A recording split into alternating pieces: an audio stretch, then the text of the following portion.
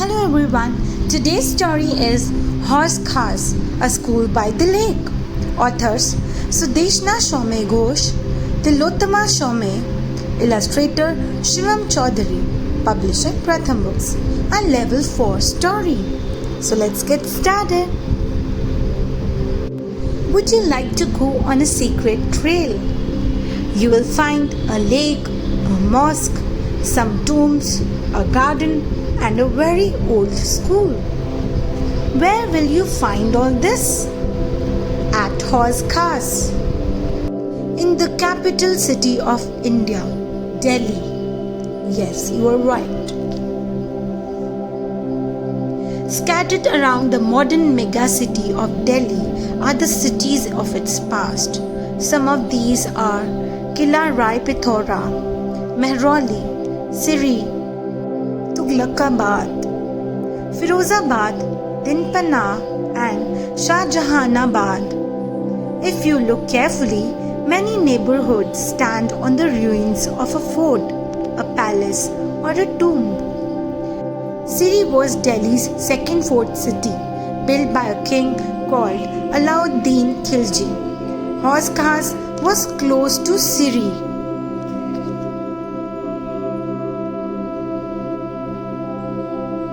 Why is Horse Cars special? Horse means man-made lake.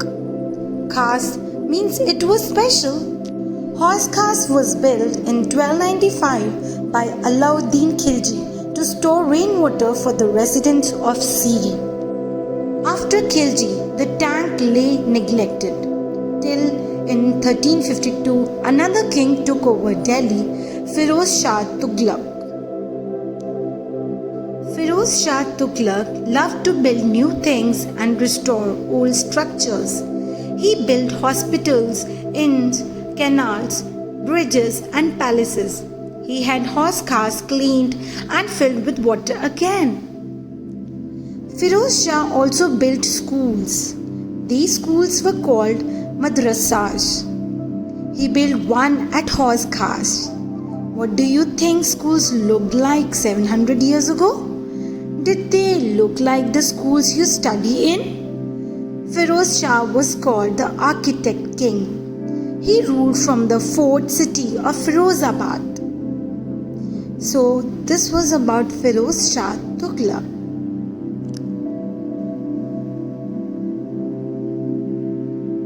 So you can have a look at the architectural structures of those days. Let's walk towards the madrasa that Firoz Shah built. This is a two-story building where students read the Quran, the holy book of Muslims. They also learn subjects such as astronomy, history, mathematics, medicine, and calligraphy. Students from near and far came to study here.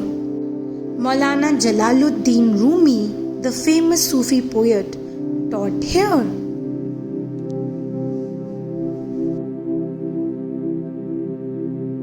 There are small rooms on the ground floor of the building. Students lived here.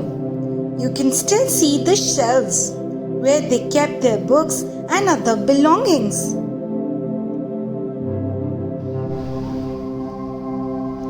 There is a hall with 3 domes, the Majlis Khana or Assembly Hall.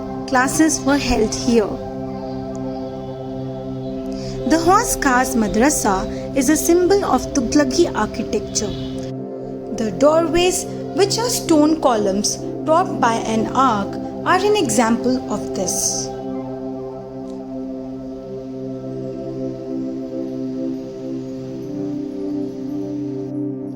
There are covered balconies called jharokhas. Rain or shine, the jharokhas always offer shelter. Won't you like to study in a place surrounded by nature, hear bird calls, and maybe even go swimming in the lake between lessons? Jharokhas and chhajjas are elements of architecture from the ancient period in India. Chhajjas are also structures that provide shade.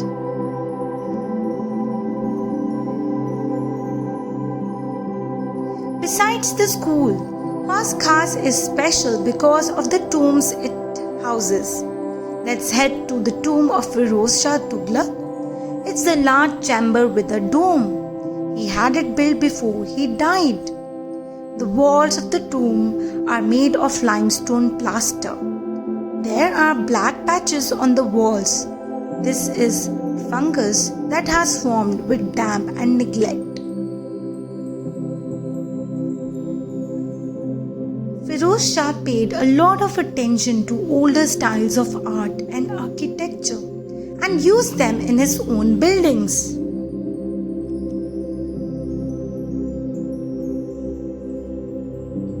The ceiling is like an upturned bowl. The design has a star with 8 points. There are lines written in a fine script within the star pattern. They are taken from the Quran. Similar lines are written on the arcs over the doors. The ornate design, it is believed, was added during a later period. Under the dome are 4 unmarked graves, and the central one is said to be Firoz Shah Tughlaq's.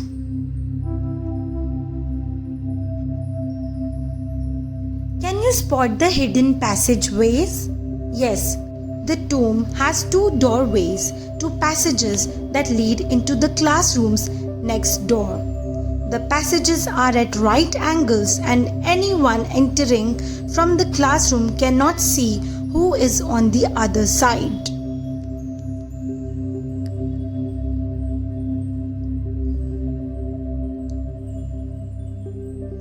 Hauz Khas has a mosque which faces the lake. There are symmetrical stairs on both sides that lead to a mihrab. A mihrab is a prayer niche in the western wall facing Mecca, found in most tombs and mosques. This is the direction that people face to say their prayers. Mihrabs are usually ornately designed. In this mosque, the central mihrab is a decorative window. There are more tombs in the garden. It is believed that they belong to the scholars who taught at the madrasa.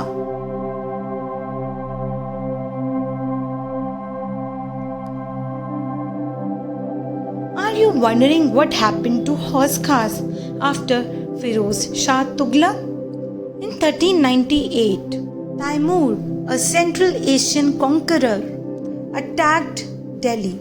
He set up camp at Hauz Khas. From a peaceful madrasa and beautiful garden and lake, it became a camping site for soldiers.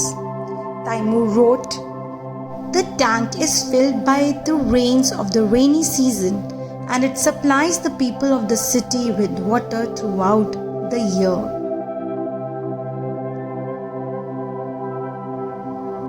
Today, Hauz Khas is a busy area. People come here to shop, eat, and walk in the deer park adjoining the lake. They are transported to the past and hear students memorizing their lessons and wise old teachers reading from books. They feel a gentle breeze blowing from the lake and over a sultan's resting place.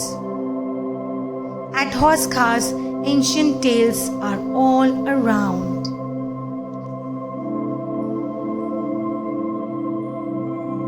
Hauz Khas timeline 1295.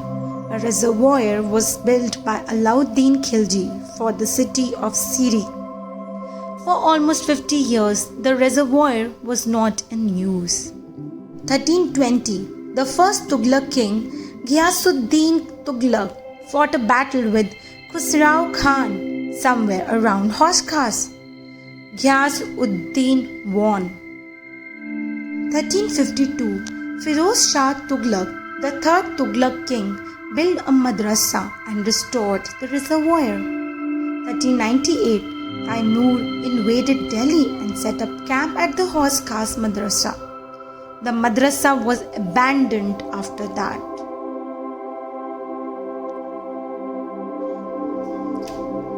So here are the references of Hauz Khas School and the various facts which are withdrawn to put up a story for you all. Thank you so much.